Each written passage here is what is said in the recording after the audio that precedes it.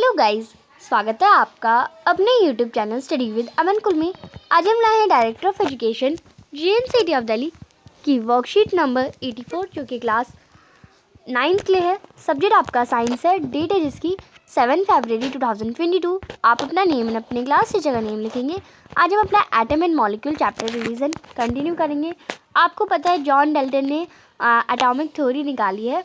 उसमें एलिमेंट को जो होता है यूनिक एटॉमिक मास भी बताया और उसने कैलकुलेट करना कैसे सिखाया at relative atomic mass accordings में, और ये लॉ ऑफ डेफिनेट प्रोपोर्शन के अंडर उसने बताया।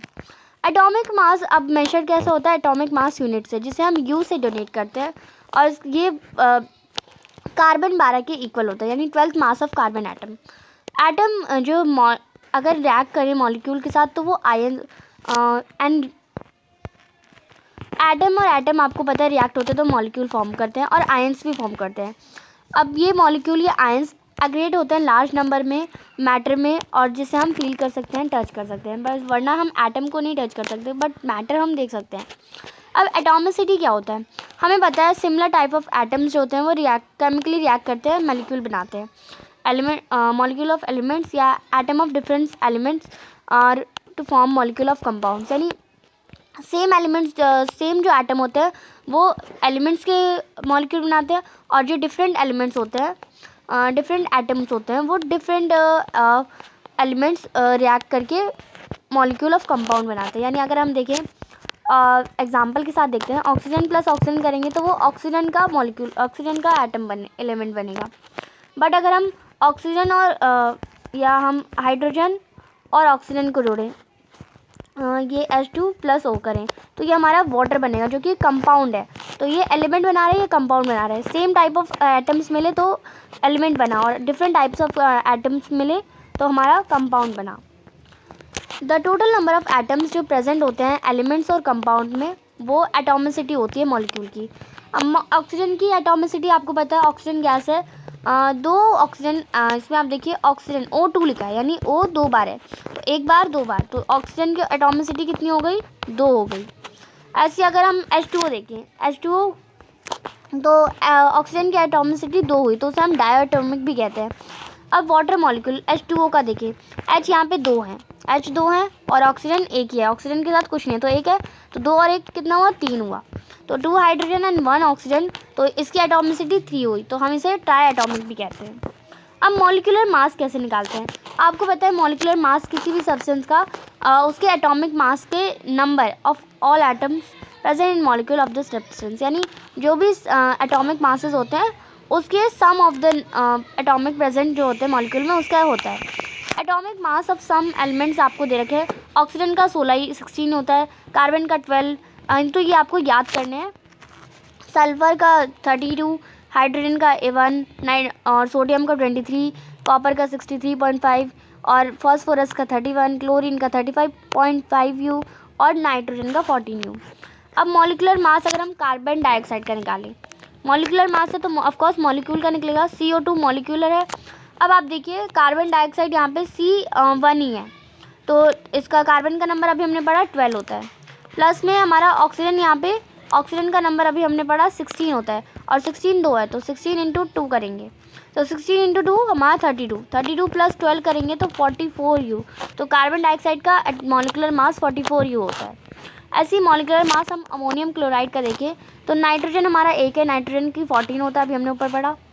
हाइड्रोजन 4 है तो हाइड्रोजन का 1 होता है, और 4 इंटू 1 कर दिया, प्लस में क्लोरीन एक ही है हमारा, तो 1 इंटू क्लोरीन की वैल्यू 35.5, तो 1 इंटू 35.5, इन तीनों को प्लस करेंगे तो 53.5 यू जो है हमारा अमोनियम क्लोराइड का मॉलिक्यूलर मास आ जाएगा।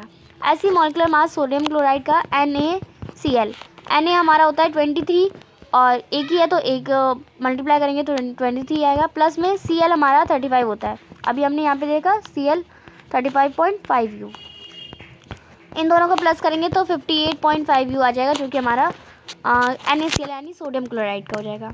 अब इसी पर बेस्ड क्वेश्चन है, एटॉमिक मास जो होते हैं वो सेम होते हैं सभी एलिमेंट्स के लिए या डिफरेंट होते हैं डिफरेंट एटम्स के? तो अभी मैं आपको बताती हूँ, no, atomic mass is not same for all elements, यानी जो एटॉमिक मास है वो सभी एटम्स में सेम नहीं होते। जैसे अभी जो एटॉमिक वो हमारे एटॉमिसिटी होती है ये डिफरेंट होते हैं डिफरेंट एटम्स के। जैसे कार्बन के 12 है और नाइट्रोजन का 12 और 14 है, तो एटॉमिक मास अलग अलग है, तो ये हमें बताया गया है। नेक्स्ट है question number 2, what is atomic mass unit. अभी हमने पढ़ा और इसके एग्जांपल भी दीजिए। तो एटॉमिक मास जो है मेजर्ड होता है एटॉमिक मास यूनिट में, ये यूनिट से यूनिट होता है और ये इक्विवेलेंट होता है कार्बन 12 के। अगर हम एग्जांपल देखें तो कार्बन को हम 12 यू लिखते हैं, एटॉमिक मास लिखे तो नाइट्रोजन को 14 यू लिखते हैं। तो ये आपके एग्जाम्पल रहेंगे। नेक्स्ट है क्वेश्चन नंबर 3, आपको atomicity CuSO4 HCl PbNO3 acid NaCl और H2CO3 की एटॉमिसिटी निकालना है। आपको पता है एटॉमिसिटी निकालना कैसे निकालते हैं, तो आप निकाल लेंगे। तो मैं आपको यहाँ पे बताती हूँ सबसे पहले CuSO4 का। तो आपको पता है CuSO4 कार्बन यहाँ पे एक है और यहाँ पे हमारा सल्फ़र भी एक है और ऑक्सीजन 4 है। तो कार्बन 1 सल्फ़र 1 और ऑक्सीजन 4 है, तो इसकी एटॉमिसिटी कितनी हो गई, इसका हमारा एटॉमिसिटी 6 हो गई। 4 + 1 + 1 तो हमारा 6। नेक्स्ट है हमारा HCl। तो आप साथ साथ लिखेंगे तभी आपको समझ आएगा। HCl इसमें H हमारा हाइड्रोजन और ये क्लोरीन, तो ये हमारा 2 है। नेक्स्ट है S8, तो ये ऑफकोर्स 80 लिख रखा है, तो ये 80 होगा क्योंकि एक ही एटम है। फिर हमारा PbN3 तो आप देखिए Pb 1 हो गया, N हमारा 1 हो गया, O हमारा 3 हो गया, तो 3 + 1 + 1 तो हमारा कितना हो गया 5 हो गया। नेक्स्ट है हमारा दे रखा है, इसमें हमें दे रखा है ये हो गया हमारा, ये हो गया, ये हो गया, ये हो गया NaCl। तो NaCl में Na 1 है और Cl हमारा 1 है, तो ये हमारा 2 हो गया। नेक्स्ट हमें दे रखा है इसमें H2CO3, तो इतना आप लिख लेंगे। अब हम H2CO3 देखते हैं। H2CO3, तो H हमारा 2 है, 2 दे रखा है, और C हमारा 1 है और O हमारा 3 है, यानी हाइड्रोजन 2 है, कार्बन 1 है और ऑक्सीजन 3 है। तो 2 + 1 तो 3 + 3 हमारा 6 हो जाएगा, तो ये हमारा 6 हो गया। तो ये आप कर लेंगे। नेक्स्ट क्वेश्चन देखते हैं, बहुत ईजी क्वेश्चन है, ज़्यादा डिफिकल्ट नहीं है। क्वेश्चन नंबर 4 है, which type of charges are present on ions. तो आयन्स में कौन कौन से चार्जेस होते हैं, तो नेगेटिव भी होते हैं पॉजिटिव भी होते हैं। तो there are 2 types of charges present on ions, positive and negative charge. Positive charge में क्या होता है, इलेक्ट्रॉन लूज होते हैं, आपने जैसे एग्जांपल देखा होगा Na पॉजिटिव। और नेगेटिव चार्ज में क्या होता है, इलेक्ट्रॉन का गेन होता है, जैसे क्लोरीन और आप इसमें क्लोरीन माइनस का साइन लगा देंगे, जस्ट लाइक ऐसे क्लोरीन और माइनस का साइन और Na प्लस का साइन ऐसे कर देंगे। नेक्स्ट है क्वेश्चन नंबर 5, आपको मॉलिक्यूलर मास बताना है NaCl CuSO4 H2CO3 H2O और एटॉमिक मास आपको ऊपर दे रखे हैं, अभी हमने एटॉमिक मास पढ़े। तो सबसे पहले हम निकालते हैं NaCl का। तो मॉलिक्यूलर मास जो NaCl का वो यहाँ पे दे ही रखा है, तो फर्स्ट आपका तो यही हो गया, NaCl का मॉलिक्यूलर मास 58.5 U होता है। नेक्स्ट हमें दे रखा है इसमें CuSO4। अब आप देखिए हमारा कॉपर जो है, कॉपर का जो एटॉमिक मास होता है वो 63.5 होता है, प्लस में हमारा सल्फ़र का हमारा इसमें 32 होता है, और फिर है हमारा ऑक्सीजन का हमारा आपको पता है 16 होता है, पर 16 ऑक्सीजन 4 है, तो 16 × 4 करेंगे, क्योंकि बाकी हमारा ये 1 है तो हमने इसे मल्टीप्लाई नहीं करा, वही आता। फिर ये भी 1 है तो उसे मल्टीप्लाई करना है, वही आता। बट आप वैसा करना चाहें तो वैसे भी कर सकते हैं। तो 16 × 4 करेंगे तो 64 आएगा, तो इन तीनों को प्लस करेंगे, हमारा 159.5 U जो है हमारा मॉलिक्यूलर मास रहेगा CuSO4 का। नेक्स्ट है हमने ये हमारा सेकेंड हो गया। थर्ड हमें दे रखा है H2CO3, तो H2CO3 का देखते हैं, यहीं पे साथ साथ देख लेते हैं। H2CO3 H2 है तो H का हमारा आपको पता है 1 होता है, और 2 है तो 2 × 1 करेंगे तो 2 हो गया। प्लस में कार्बन हमारा 12 होता है, कार्बन एक ही है तो 12 लिख देते हैं।